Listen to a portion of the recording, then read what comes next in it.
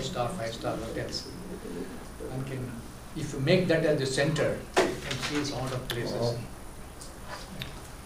All right, let's start.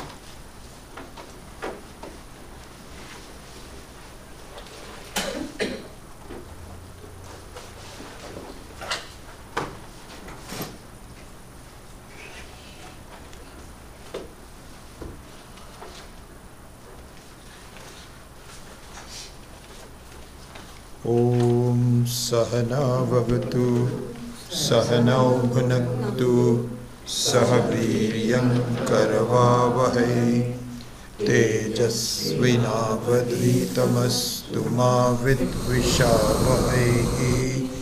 Om Shanti Shanti Shanti.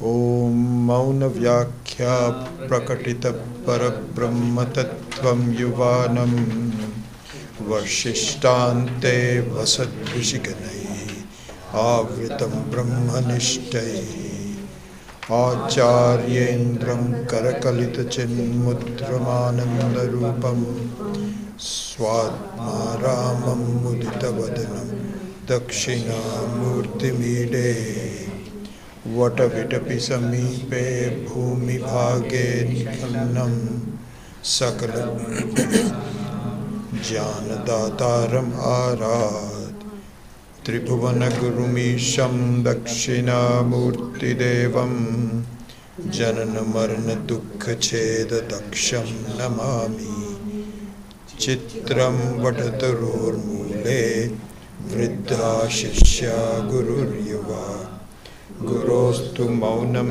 Vyakhyanam Shishyastu Sinna Samshaya Nidhaye Sarva Vidyanam Bhishaje Bhavaroginam Gurave Sarva Lokanam Dakshinamurtaye Namaha. Om Namav Pranavarthaya Shuddha Jnanaika Murtaye Nirmalaya Prashantaya Dakshinamurtaye Namaha. Ishvaro Gururatmeti Murti Veda Vibhagine Vyomavad Vyapta Dehaya Dakshinamurtaye Namaha. Om Vishwam Darpana Dishyamana Nagari Tulyam Nijantargatam Pashyannatmanimaya Bahirivot Bhutam Yatha Nidraya Yat Sakshat Kurute Prabodha Samaye Swatmaname Vadvayam Tasmai Shri Gurumurtaye Namaidam Shri Dakshinamurtaye Bijasyantarivānkuro jagadidam prāṅ nirvikalpam punaha maya kalpita desha kala kalana vaichitrya chitri kritam maya viva vijrambhayatyapimaha yogi vayasvechaya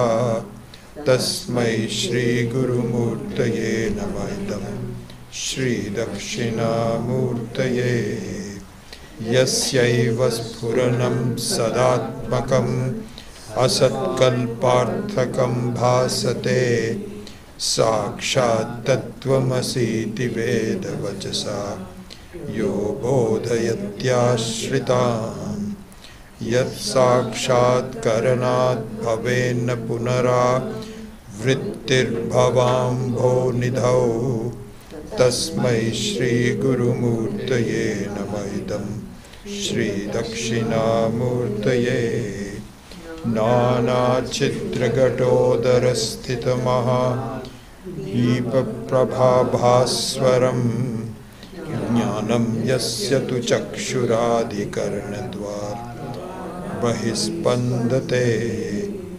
Jnanamiti Tameva Bhantamanubhat Etat Samastam Jagat Tasmai Shri Gurumurtaye Namaidam Shri Dakshinamurtaye Deham pranamapi indriyanapi chalam buddhim cha shunyam viduhu Stri balanda jadopamastvam Bhranta bhrisham vadinaha Maya shakti vilasa kalpitamaha Vyamoha samharine Tasmai Shri Gurumurtaye Namaitam Shri Dakshinamurtaye Rahu Grasta Divankarendu Sadrisho Maya Samachadinat Sanmatrah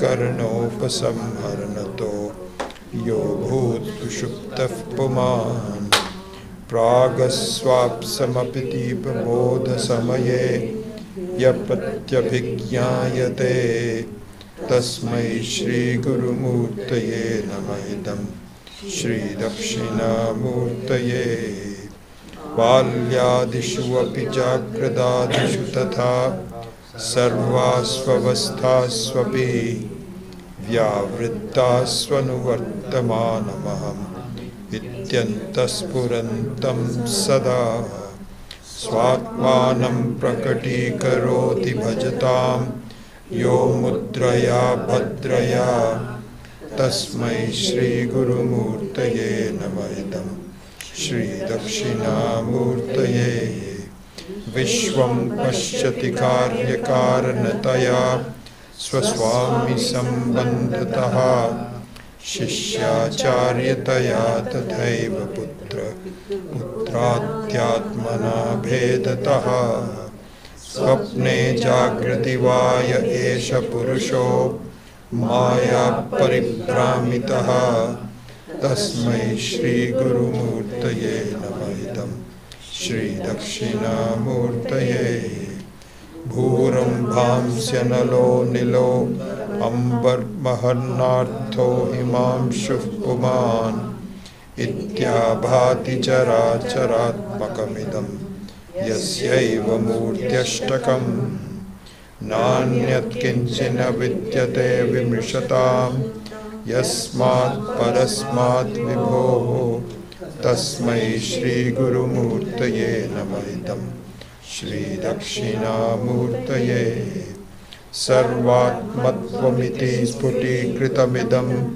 Yasmadamushminstave Tenasya Shravanat Tadarthamananat Dhyanat Cha Sankirtana Sarvatmatvamahavibhuti Sahitam Syadishwaratvam Swataha Siddhye Tatpunarashtadha Parinatam Chaishwaryamavyahatam.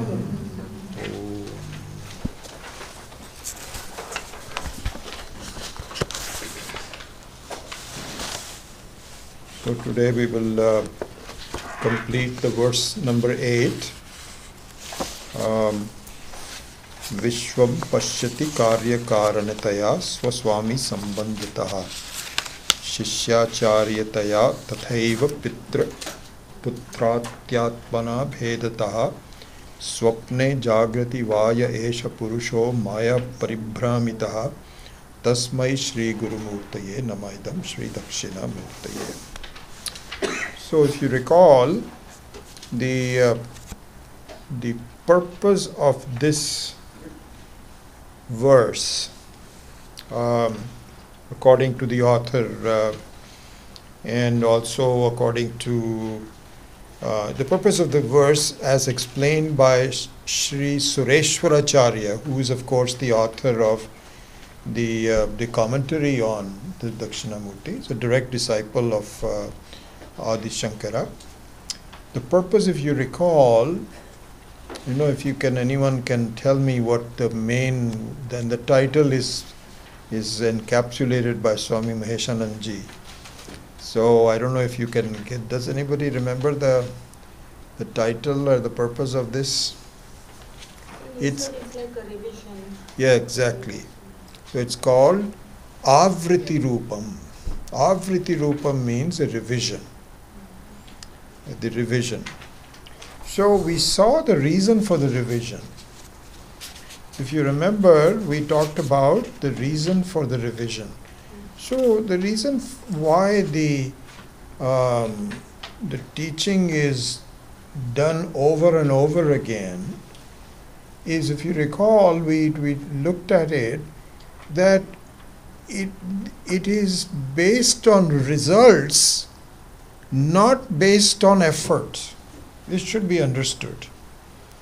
The teaching is effective only if you have the effect that you are trying to create. Otherwise, it's not effective.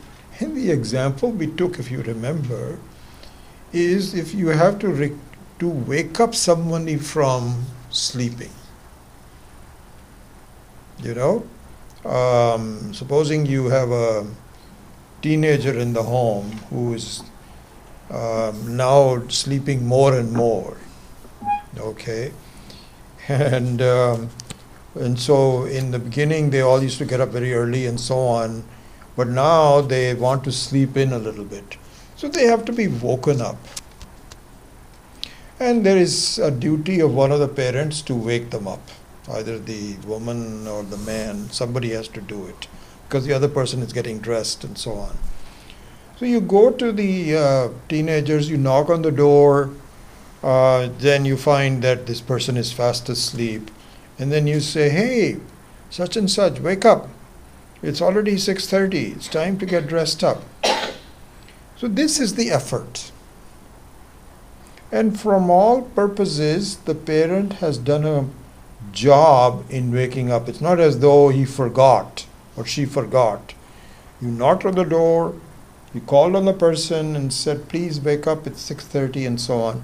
The person has not yet woken up. Now you cannot say, "You know what, I've done my job. It's up to the person to wake up." This is not acceptable. What kind of a behavior will that be?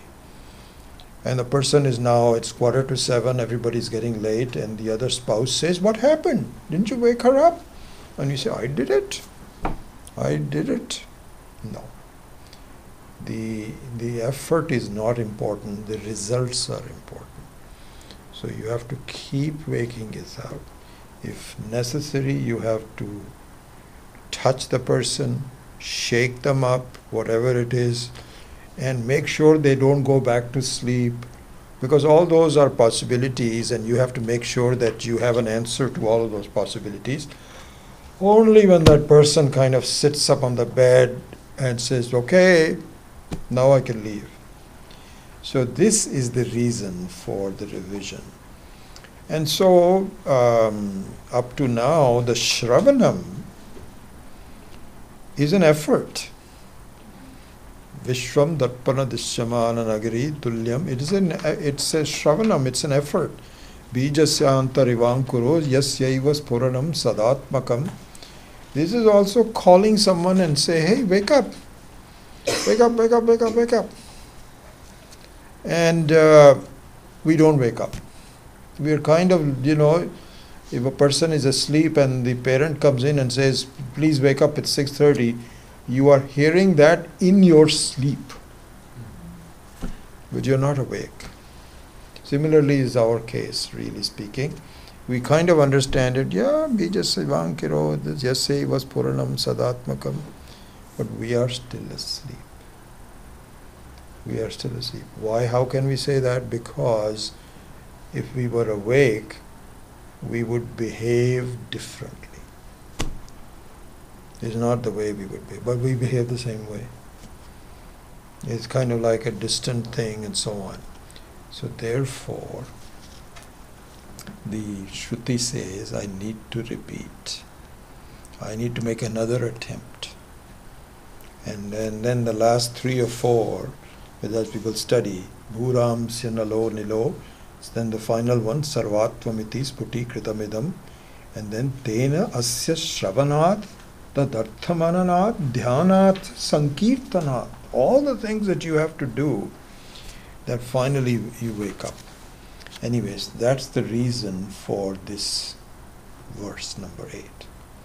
Now, this is one reason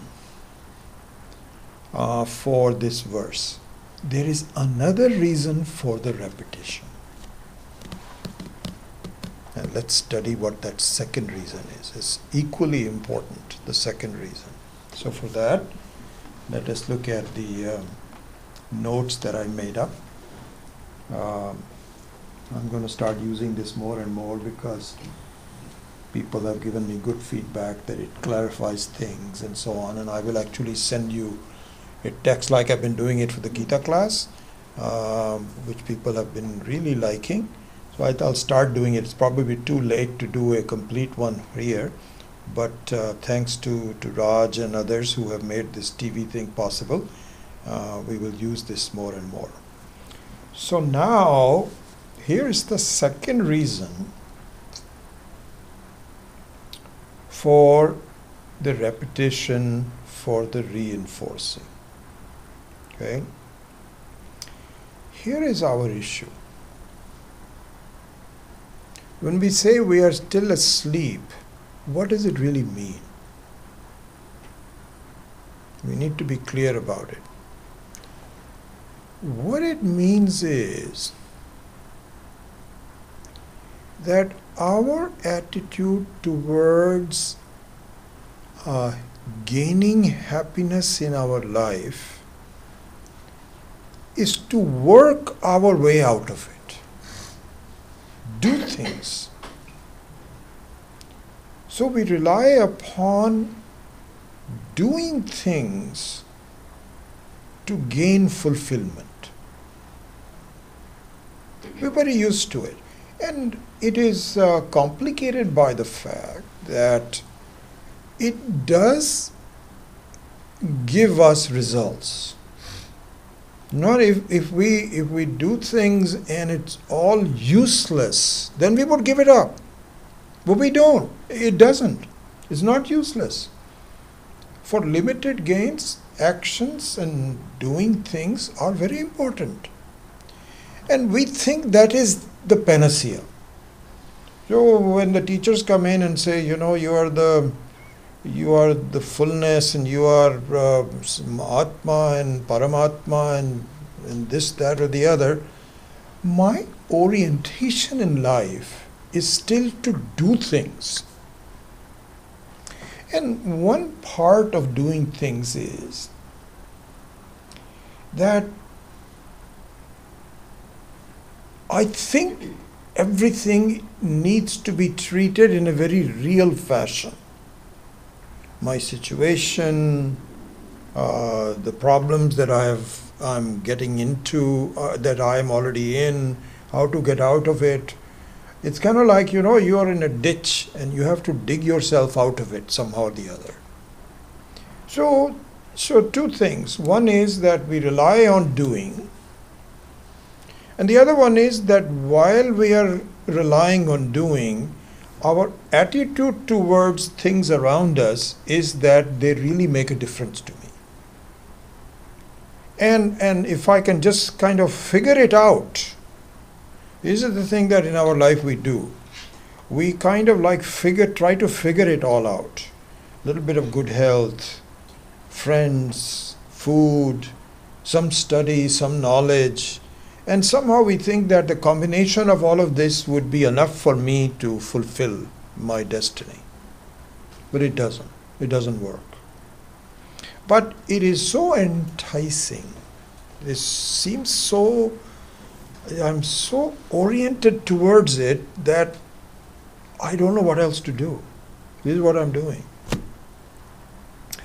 So therefore, the reason for the revision. The reason for the revision is we have to understand that my attitude of doing things in my life, of accomplishing things in my life, taking them to be worthy of my attention, is bound to fail. This is not getting me. It might give me some small steps. I may be better off than I was a year ago. I found a better job. I've married to the right person, whatever it is. But this isn't going to end. This is not going to really make a difference. Then, what is there to be done? I have to do vairagya. Vairagya means that I have to see that I am trying to beat an imaginary snake. I mean, that's a incomplete, it's not a perfect example, but it's a good example. It's like, you're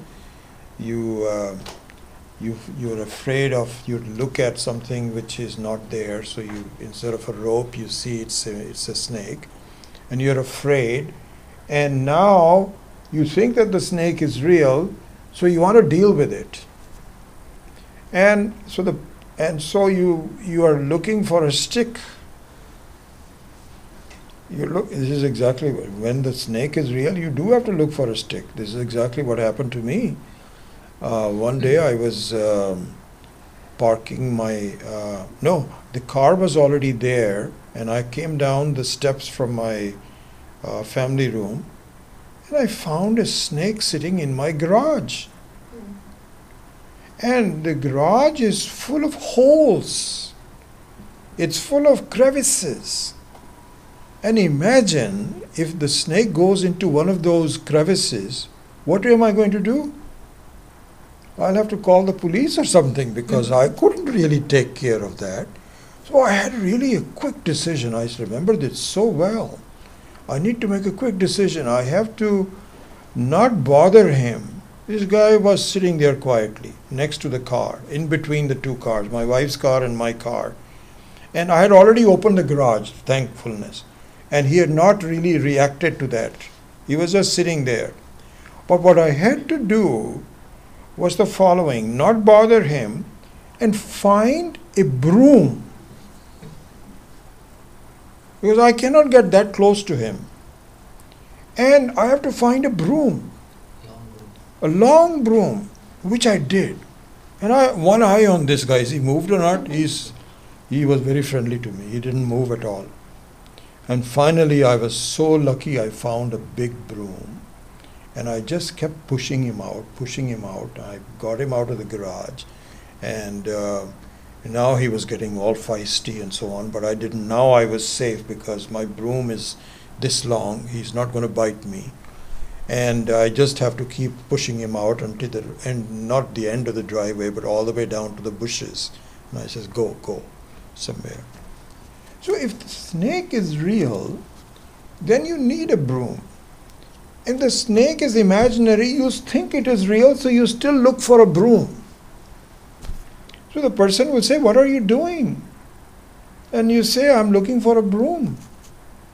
The person says, no, a broom is not necessary. There is no snake. But you know what? Like the person is saying, there is no snake. In the meantime, you're not listening to the other person.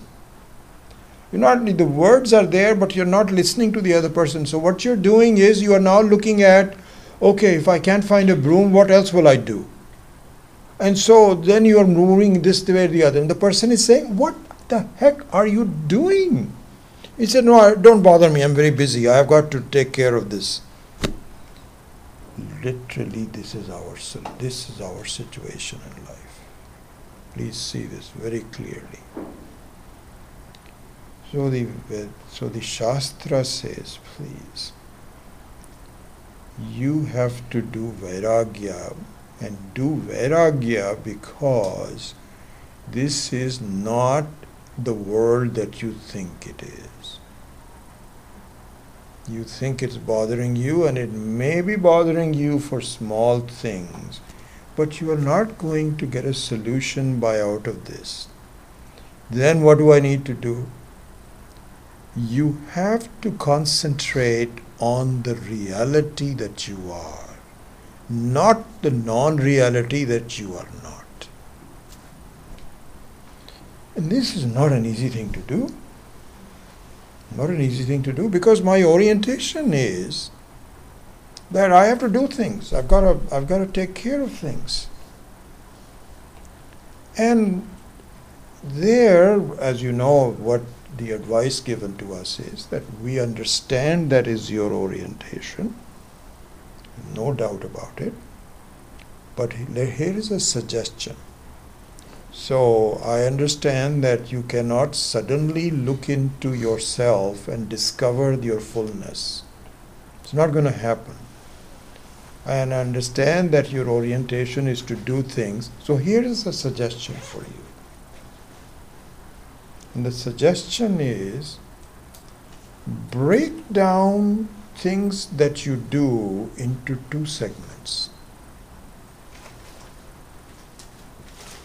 And be aware of what you're doing. The two segments are things that you have to do because of your circumstance. You've gotten yourself into a certain mess in your life. You shouldn't have gotten married, but you got married. And maybe you shouldn't have had children, but you got children. You did it. So now you have to take care of your spouse. You have to take care of your children. You wanted to get this job very badly. You fulfill this. Whatever is required, do it. But for God's sake, do not start new things. Because why should I not start new things? Because by starting new things, my attitude is this will give me happiness, which is what you're trying to avoid to begin with. You should be going in that direction, but you are still going in the other direction. So that is what is the advice given is. Ideally, you should give up, you should just take sannyasa. I know your spouse is going to be very, very upset and so on, but just do it. But you don't have the courage to do it, I know. So you cannot take complete sannyasa. So you have to live in this life. So the best thing to do is to fulfill your prarabdha karma.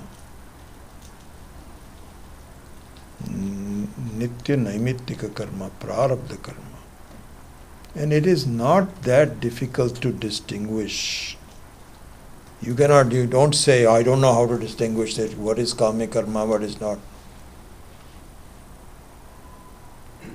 Whatever food is given to you, eat it. You need to eat.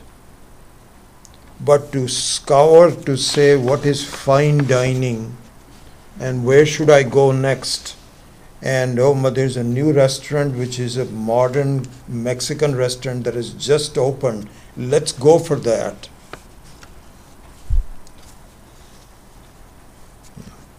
There's some new places that we haven't visited yet.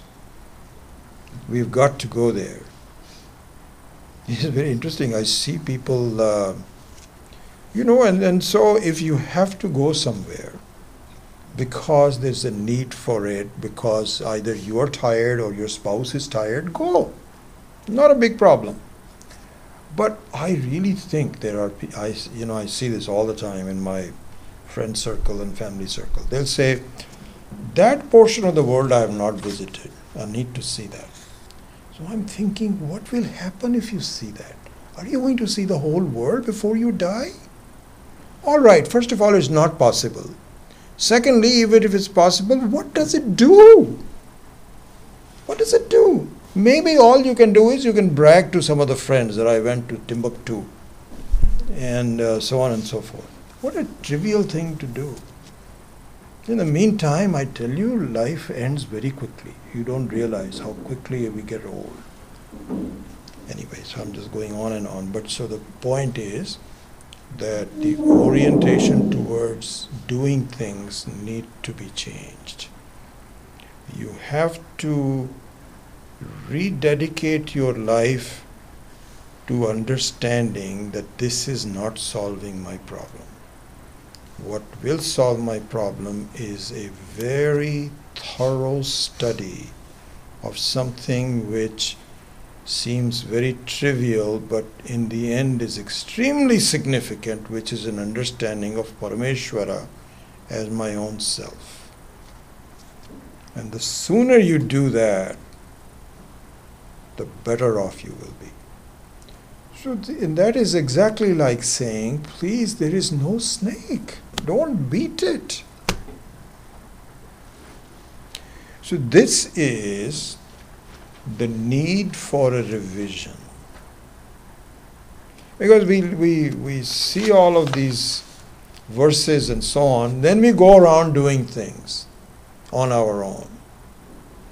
And there is a reminder that please, Vishwam Pashyati Karya Karanataya Shishya Acharyataya Tatha Eva Pitra Putrathyatmana Bhedata Swaswami Sambandhata, these are all gone. There's no big deal. This Dvaita way is just like in a dream, you also have so much Dvaita. Gone. It just goes away. Do it if you have to. You have to fulfill the duties. So that's the reason for this. So similarly,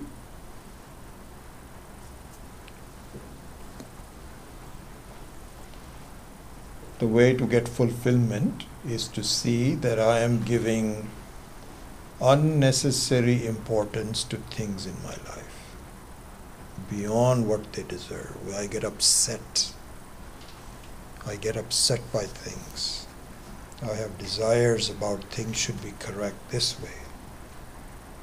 And it's interesting. One can even see this. I know a couple of you had asked me when we had presented these stages, stage 4, stage 5. I know Kuldeep and a couple of others had written to me and saying, what is the best way to go from stage 4 to stage 5? And I think we're going to talk about it, but just to give you a kind of a quick thing. And again, the same thing is that before you learn to swim, you have to pretend you can swim. And the way to do this from stage 4 to stage 5 is to keep telling your mind it does not matter.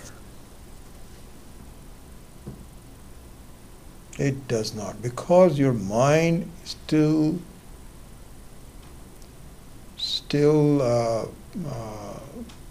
is raising objections. And so this is called manaha and buddhi. So buddhi is superior. You have to resort to buddhi. And if the buddhi is not readily available, you have to say doesn't matter. If you are late for something, so this is the other thing. I'm just giving you some examples really. Suppose you are invited to be at some place at 7 o'clock, and you need to start from your house at 6:40 to get there at 7 o'clock. You need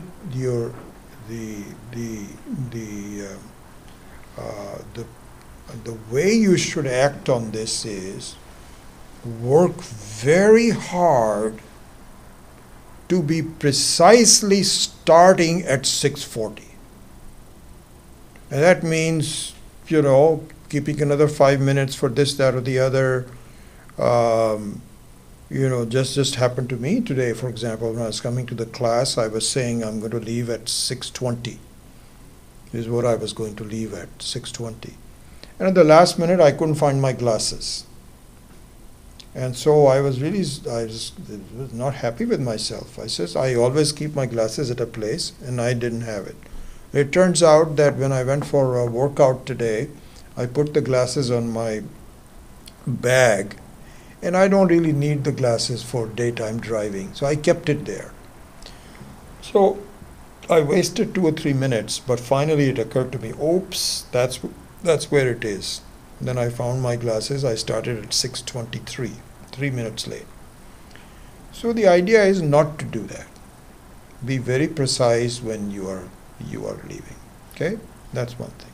Now, suppose you're starting at 6:40 to go to a place at 7 o'clock and the phone call rings. Phone call comes in. What to do? Now, just look at this. You can either say, you know what, I am not, and the phone call is from your son or a daughter, and you have not spoken to them for a couple of days. They're calling in. Usually they only call when they're driving.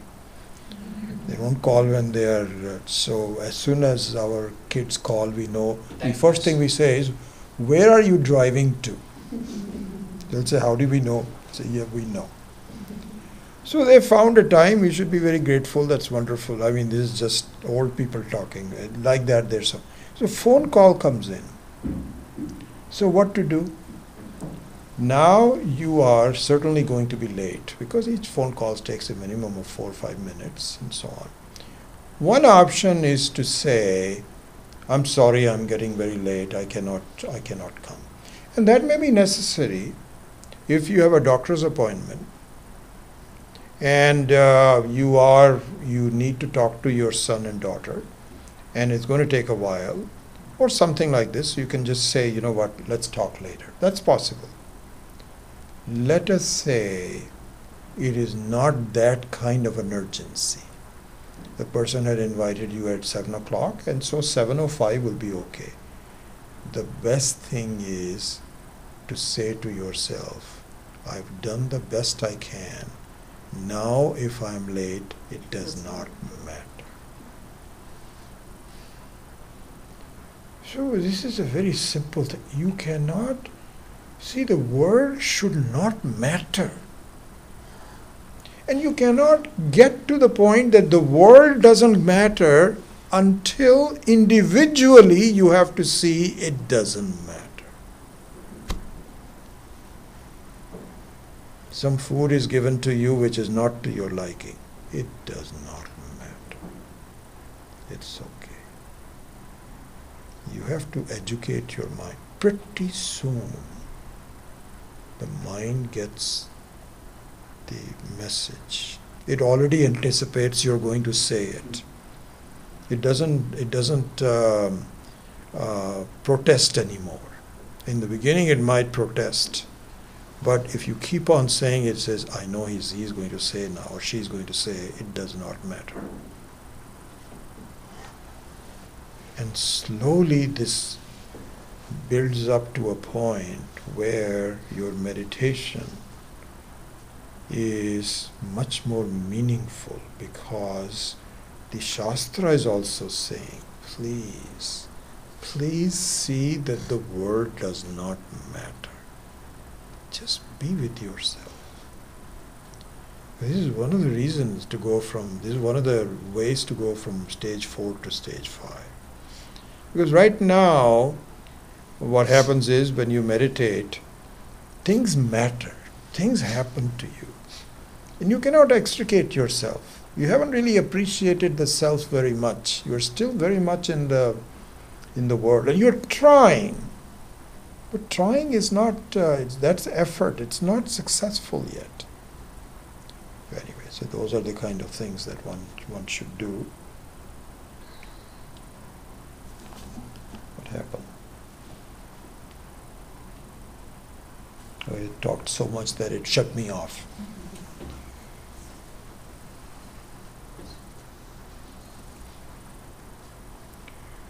And so, I think this is pretty obvious.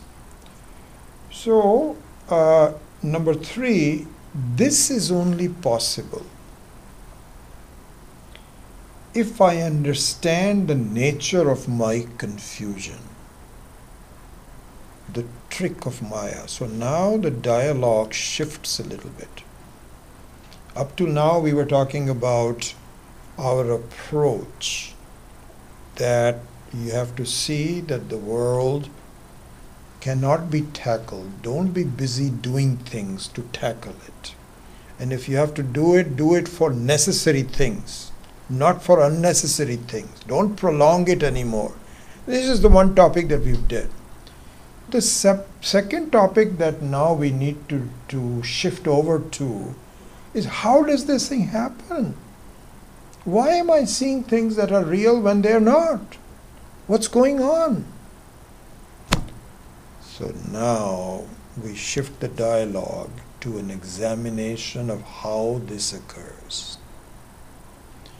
Because the thing is that our minds are rational.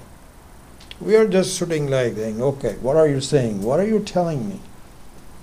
I see things that are bothering me. I have to take care of that. And just by your saying so on and so forth, this doesn't do anything for me. Yeah, fair enough. Your mind is protesting. But we have to educate ourselves how this is occurring. Because the possibility of this being completely reversed doesn't impress me anymore. Or it doesn't impress me yet. Not anymore, yet. And so I have to educate myself. And the second dialogue now is how this trick happens. So therefore, this is why I tell you, in the next to Sri Dakshinamurti's, the word, the most often used word in this, any stotram is Maya. Maya Shakti Vilasa Kalpita Mahavyamohasa Maya, Maya, Maya. Why? Because I need to understand how this happens. And I think I mentioned to you on the New Year's talk also that we need to, this also was a later thing. I didn't quite get it from the very beginning, and so I must credit Swami Maheshananji for educating me on this. And what he said was that when you don't understand the trick of Maya for you, you kind of look upon that as an alien thing that is bothering you. And that's not the case. Because what he said was, which is very true, that Ishvara has given you two powers. In order to create this creation, he has given you two powers. One is to get confused, and the other one is to overcome the confusion. Brahma and Brahma. Every one of us has that. And you can even say Manaha and Buddhi if you want, in that sense. And so we need to approach the tools given to us in an appropriate manner. And what I'm saying here is that I need to internalize that I am deceiving myself. It's not some foreign power that is given to me called Maya that is, I can say, I hate Maya. It is me.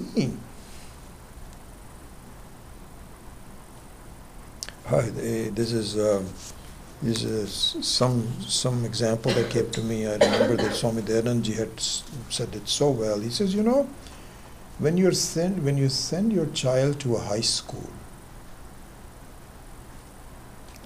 you will find that the high school has a number of different students that are going to be working. And I can tell you from experience, because both of our sons, because I remember when this was being talked about, Swamiji had given this advice and it really became very useful. What he said was that when you go to high school, you cannot, for most, especially public high schools, you cannot say that I want to send it only to classes where there's only nice people who are not going to mislead my son. You can't do that. There are all kinds of people. There are people who take drugs, they hide alcohol in their things, and they are very attractive to your youngster. And there are people who study and work. So there are all kinds of things. And so what you need to do is to choose between them. You cannot avoid contact with them. And in fact, even the people who are misleading you, you have to be nice to them. But at the last minute, he says, "Oh, I'm very busy. I can't go with you." This happened to our son, and so we had to educate him how to, and even maybe even have some small beer with them. But eventually, you have to choose. So similarly, here also we are surrounded by Brahma and Brahma. Both are there. And if you're so busy in just tackling Brahma, you're not going to get anywhere. So really the power of Maya, which is called the Maya Shakti, which is my Shakti, it's not somebody else's Shakti. Ishvara has outsourced it. Because Ishvara is in each one of us, therefore the Maya Shakti becomes the Jiva Shakti. And I need to understand that very well. So the next segment of this verse is to examine a little bit about the peculiar power called the Maya Shakti that I have.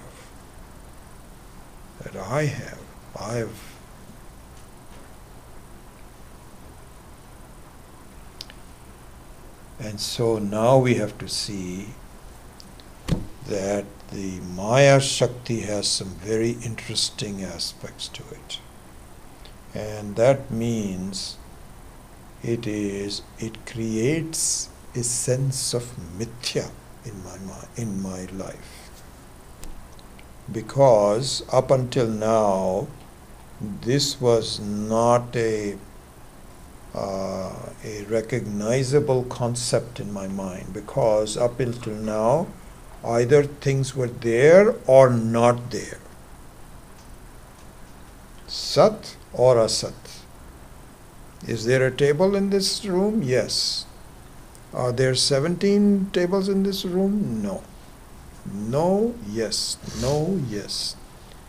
There is something in between. And so he says, it is neither existent nor non-existent. It is not completely non-existent, but it has a transitional existence that creates the appearance of the whole world. So this very famous Sanskrit shloka, asat chet, in fact it should have a hyphen, not cheta. This program, I couldn't get it to do it. Asat chet na pratiyeta, sat chet na badhyeta. So you can almost sense what it means. That means that if it was not there at all, like a square circle, there is no such thing as a square circle. You cannot say that I saw a square circle. It's not possible. This is called asat. Supposing it was asat, it would never even appear in front of me. But as a sat, it shines for a while and it disappears. When I touch it, it's gone. So that means it is not real. It's neither real nor not real. And it is anirvachaniyam. Anirvachaniyam. Anirvachaniyam means not nirvachaniyam. Nirvachaniyam means very definite. And so even on a vyavaharik level, you can say that one which is, like for example, this is a table, is nirvachaniyam. It is definitely a table. It's not a carpet, it's not a human being, it's not a cow, it's a table. It's called nirvachaniyam. But Maya in general, the appearance of the world at the paramarthika level is anirvachaniyam. It's not definite. And there you can tell that the dream state is just like that it appears but it's not there. And the Jagrata Avastha is like that. It is there while you are awake, but it disappears in the dream state. Amazing. It's all anirvachaniyam, not there. Finally, another definition of Maya, very famous, all these are very important things to you to know. Aghatita ghatna ghatiyasi Maya. One that makes impossible look possible. This is, without this, the whole creation will not be possible. There's no substance in it, but it appears to be real. So a complete introduction to the very nature of the Maya is important to educate my mind. Because otherwise you can say, why is it appearing to be real? It must be real. If it appears, it must be real. No. Just because it appears, it doesn't mean that it cannot be. So the idea is that you feel that I don't think that see, this is the doubt that we have in our minds. The doubt we have in our minds is, I don't think I can escape this life. You say that just meditate and just be looking at yourself and so on, but the world is still there. I have to wake up to it, I have to deal with it. This is my doubt. And to answer that doubt, to reassure me that, listen, in the beginning, this is how it will be. But if you study and persist and have the commitment, you will see that it will disappear. And in order to do that, I have to be given all kinds of help in terms of what Maya is, how it does it. It's magic.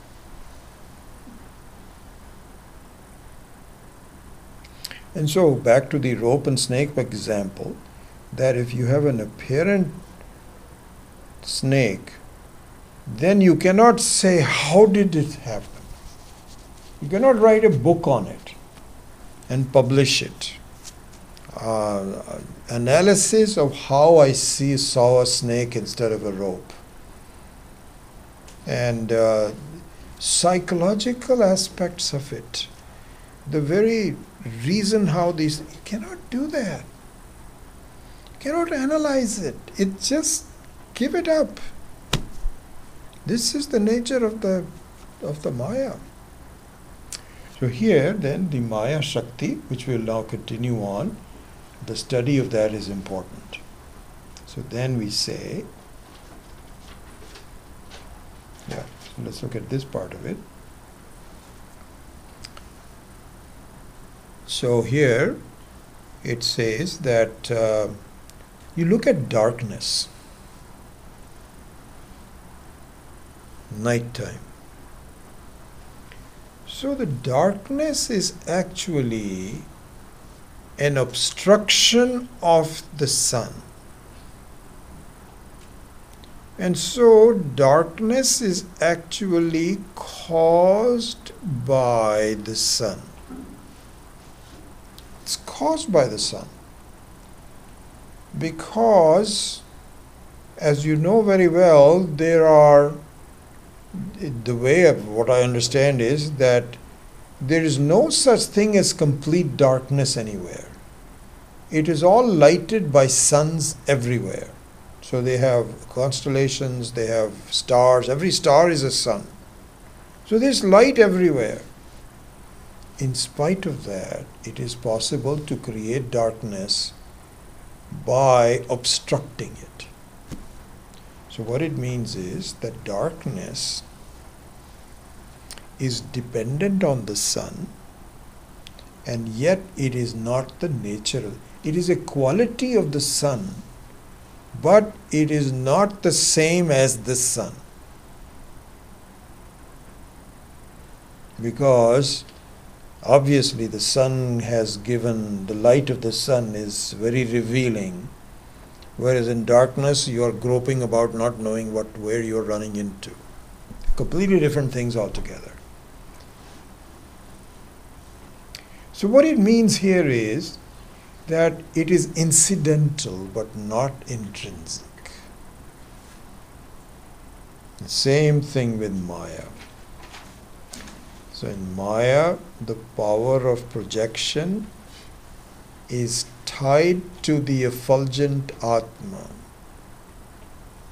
The Atma here is like the light of the sun. But it is completely different because the Atma is effulgent.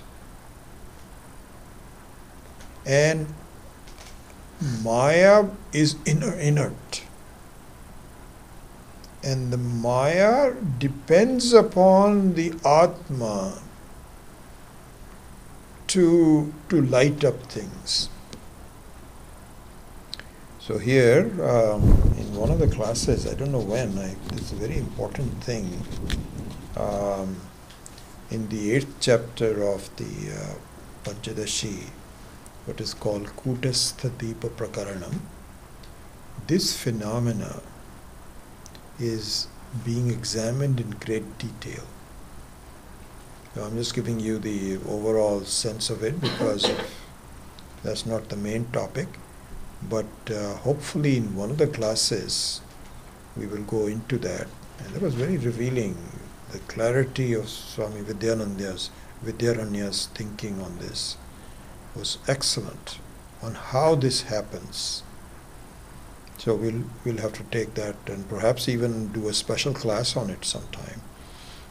I'm warming up to the idea to have some clusters of concepts that have 4 or 5 classes, and you just look at that and then you move on to the next concept.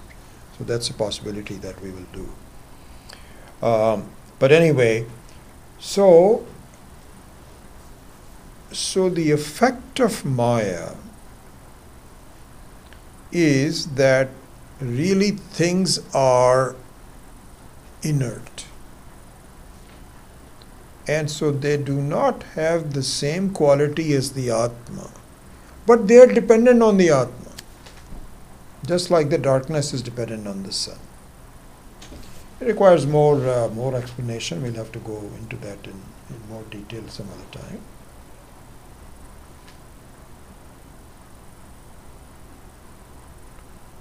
Another aspect of the Maya. So, in the Vidyaranya's Panchadashi, in I think the 6th or 7th chapter, it's a beautiful explanation of Maya, where it says that the Maya itself is in the nature of a question mark.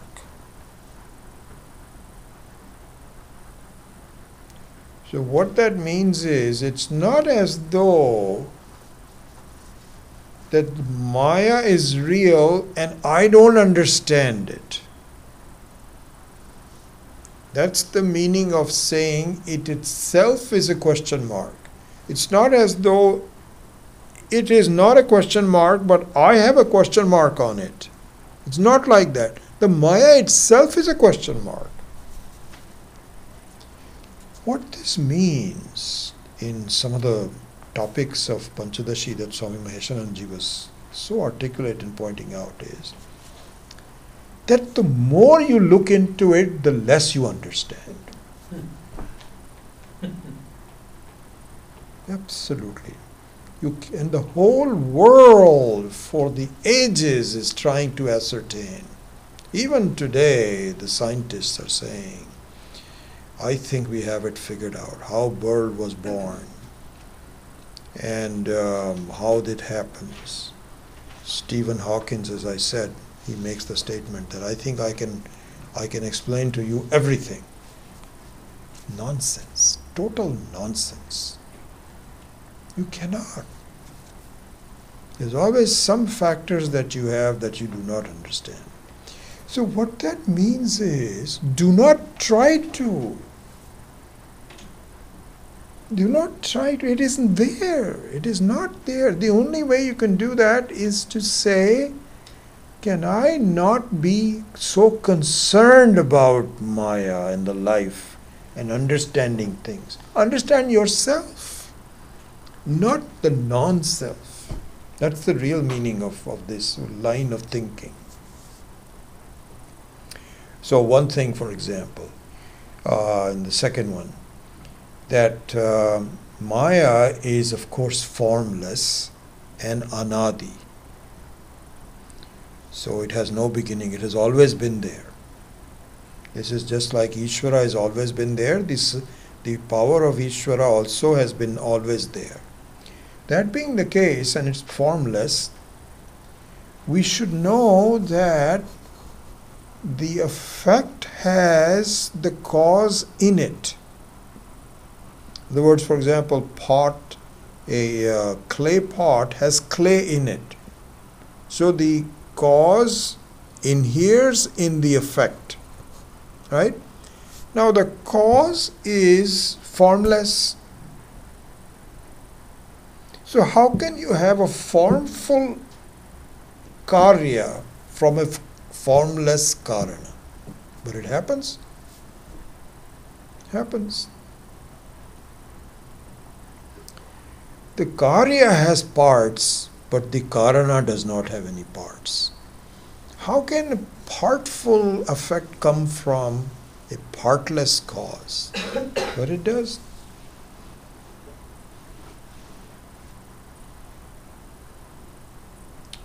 Another very interesting thing. This is so beautiful.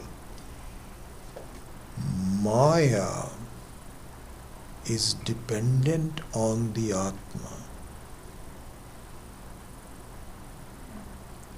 And yet it limits the Atma.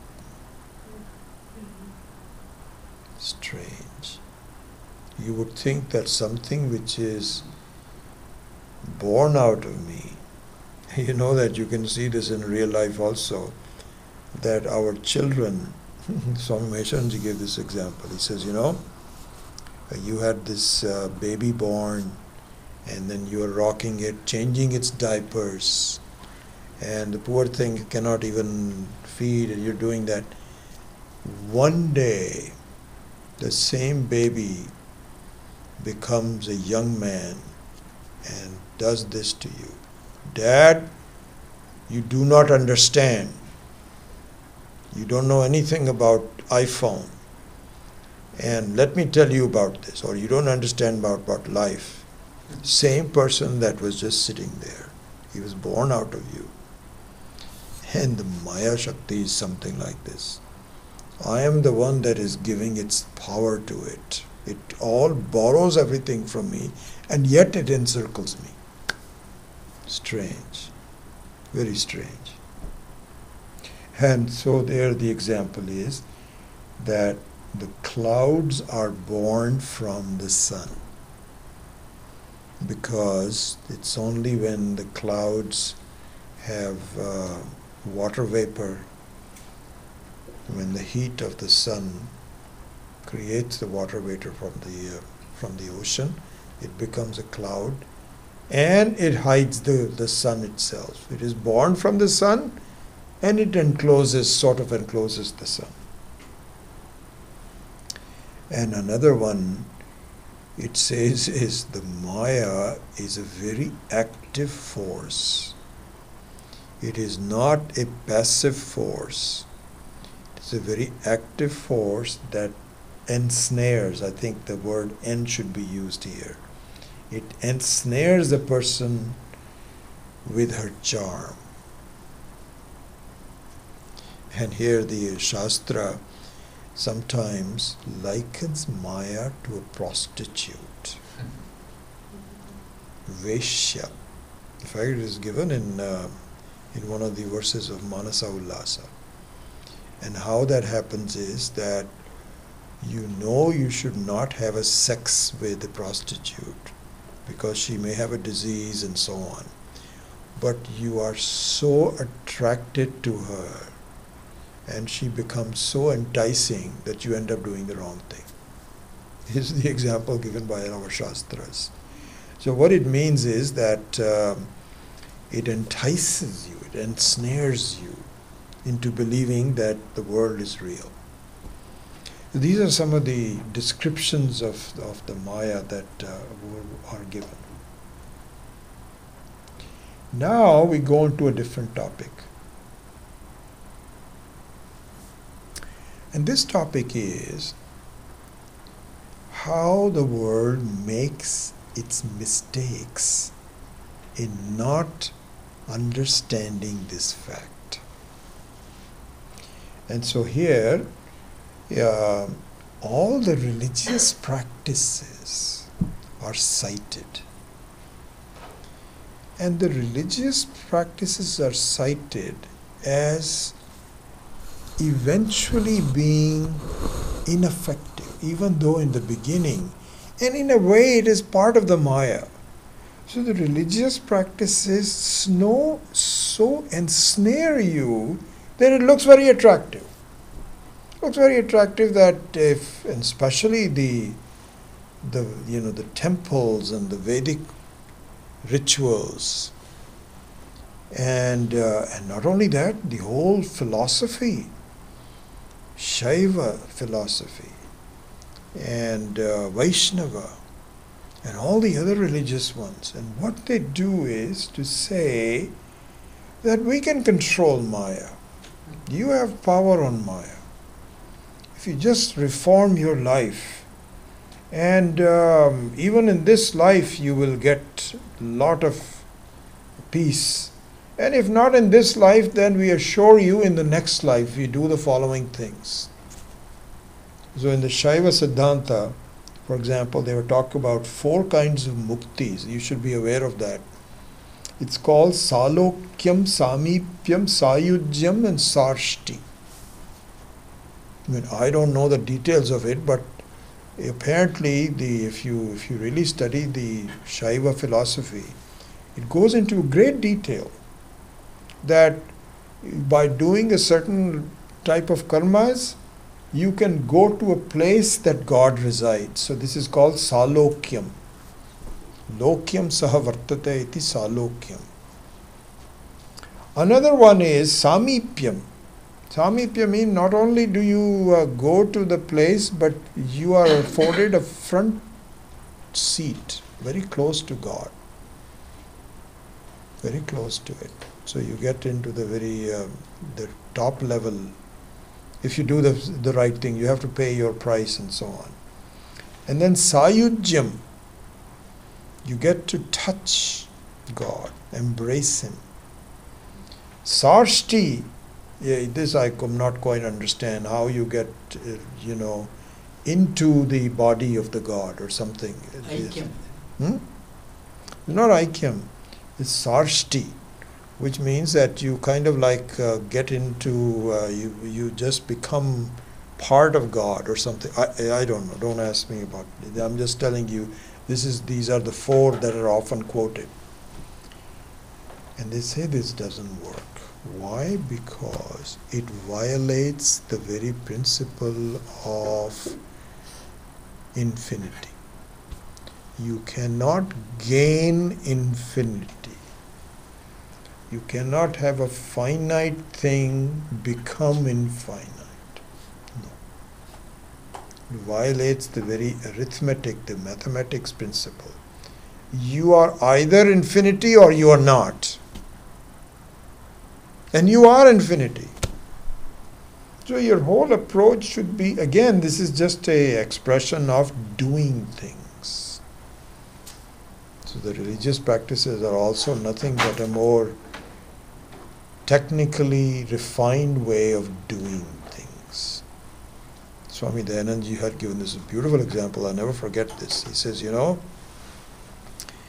all the Vedic rituals are like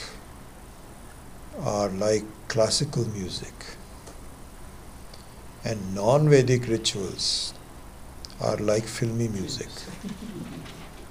And certainly the classical music is much better, no doubt about it, but it's still just music. Anyway, so these are some of the And so there's a section in this. What I've done is to read through all of the Manasa Ullasa verses and pick out the major themes and concepts and present them to you instead of going through individually. Let me see what else is. Yeah, one more topic to go to. Anyway, so this topic here, this topic here has to do with the fact that the orientation of doing is propagated by religious practices also. Okay, so this is one of the things. Then the next topic, the last topic I think,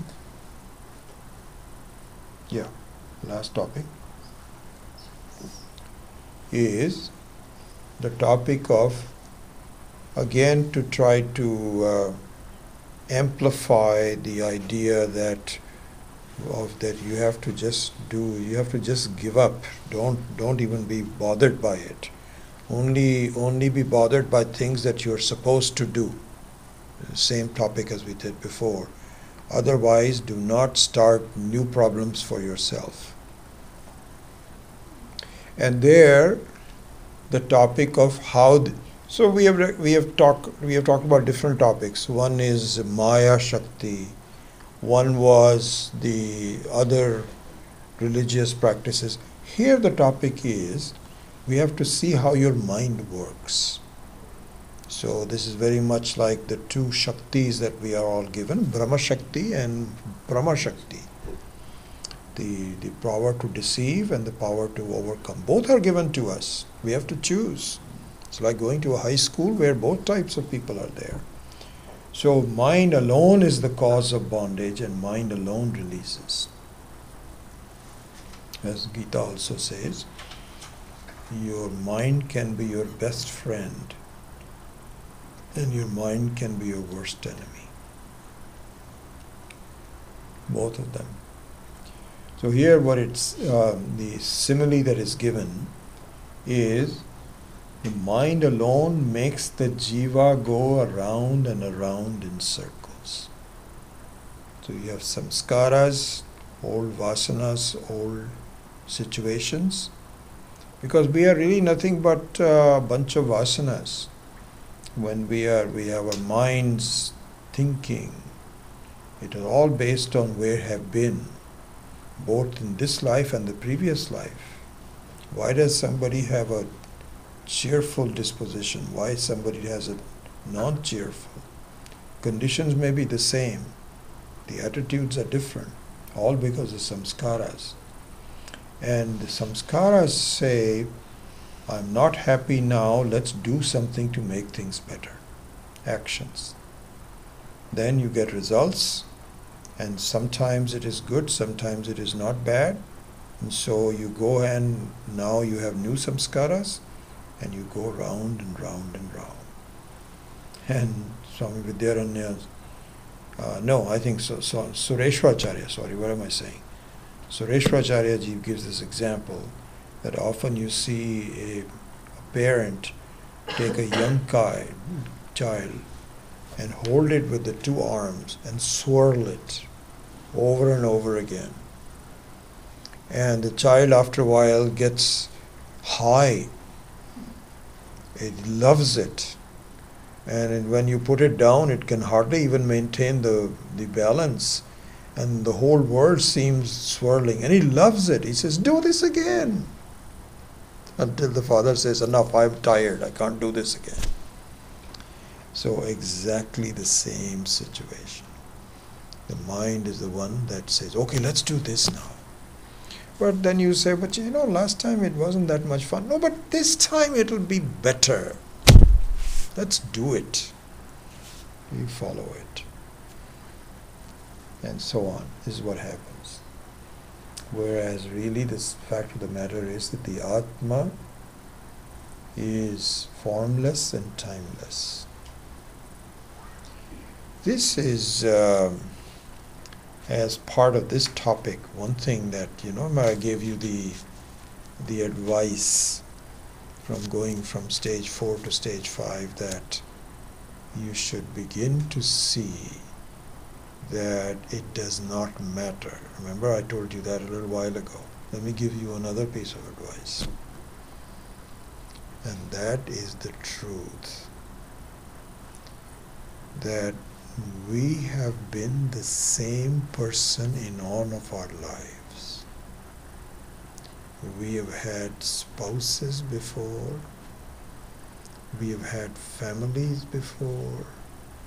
We have had jobs before. They all come and go. I remain the same Atma. And this too also will go.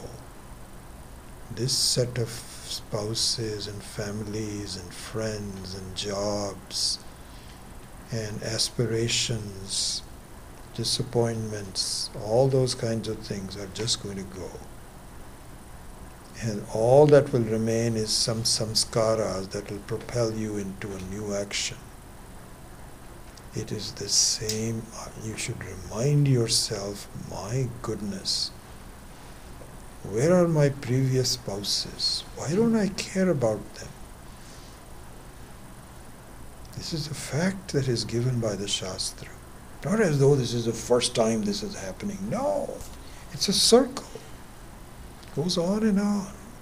Yet we never learn our lesson. We take things very seriously. This is it. This is what I've got to do.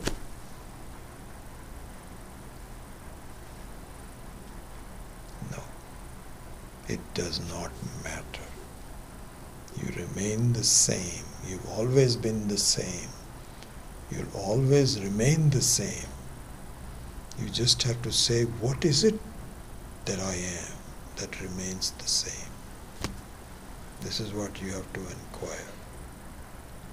So this is the last topic that is given in the 8th chapter in the Manasa Ullasa verses. And then one last topic, I shouldn't have said the last topic, one more thing. And this is an important verse that Swami Maheshananji specially points out. So this is given, the Manasa Ullasa has 27 verses. So there's one concluding verse which is just like a summary verse. But this one is the semi-concluding verse which says, Yoga abhyasa vashat yena manaha nirvishayam kritam.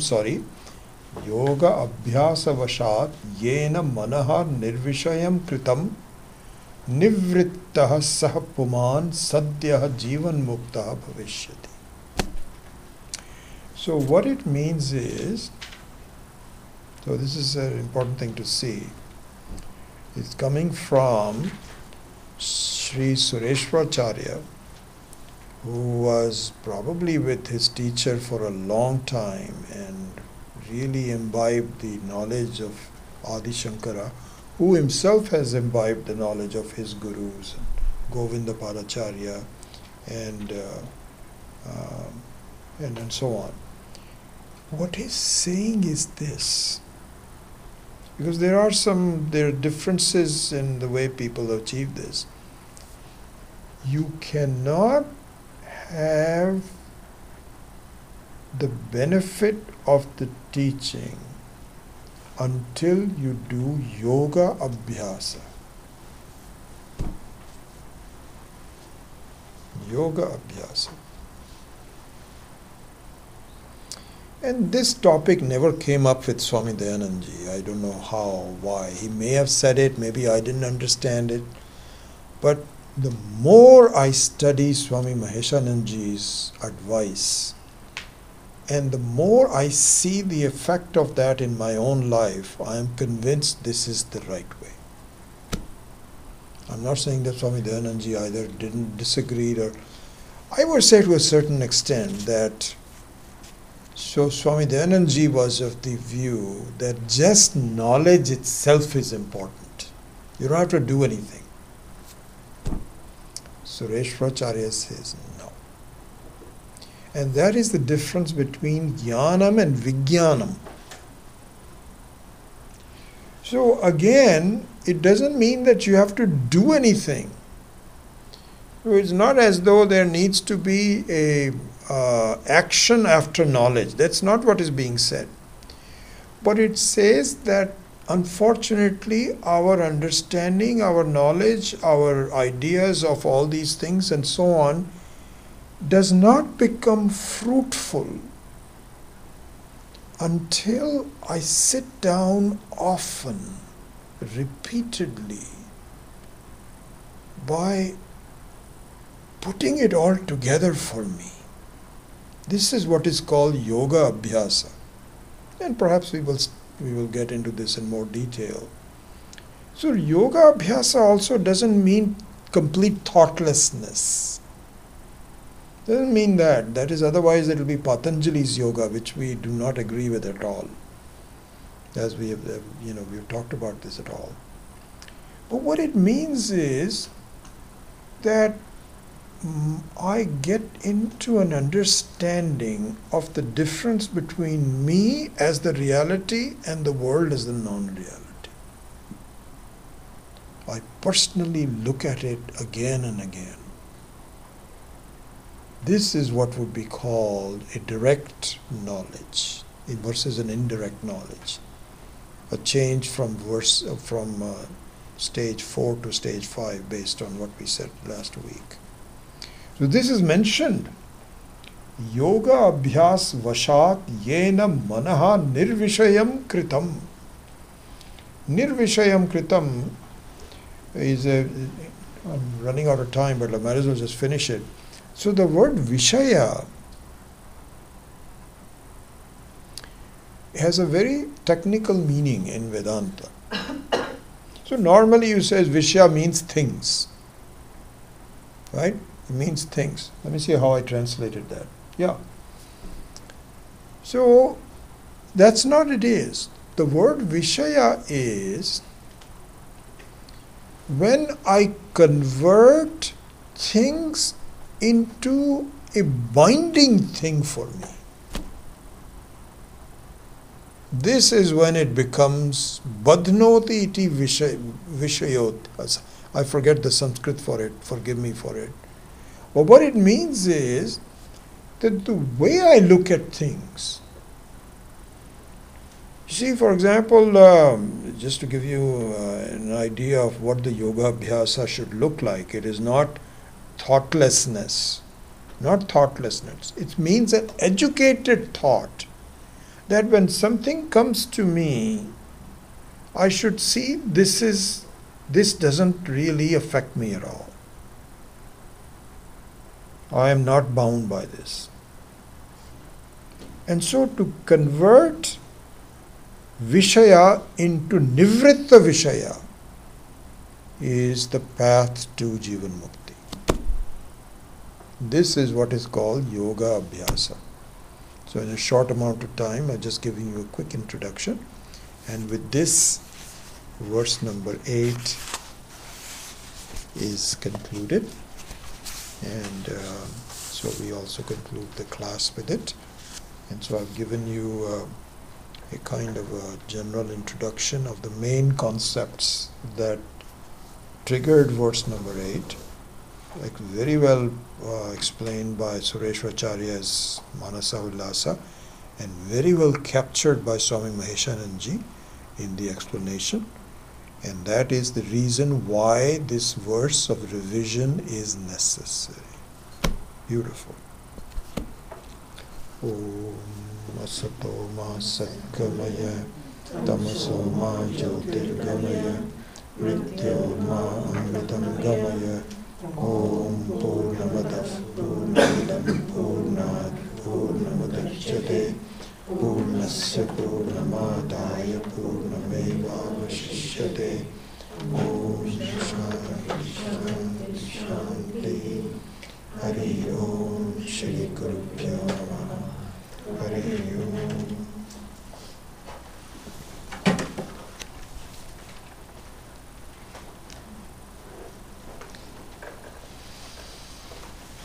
Yeah, Surendra. When you're talking about the 4 type of mukti, are you assuming that we are treating ourselves as an ansha of God?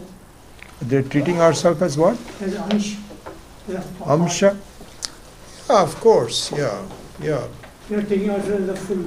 As you have to see yourself as a jiva, and then what kind of a jiva, transformation of the jiva. It's a gradual transformation towards the bhakti of Ishvara and so on and so forth, but still fundamentally still taking as amsha amshi, yes. Yeah.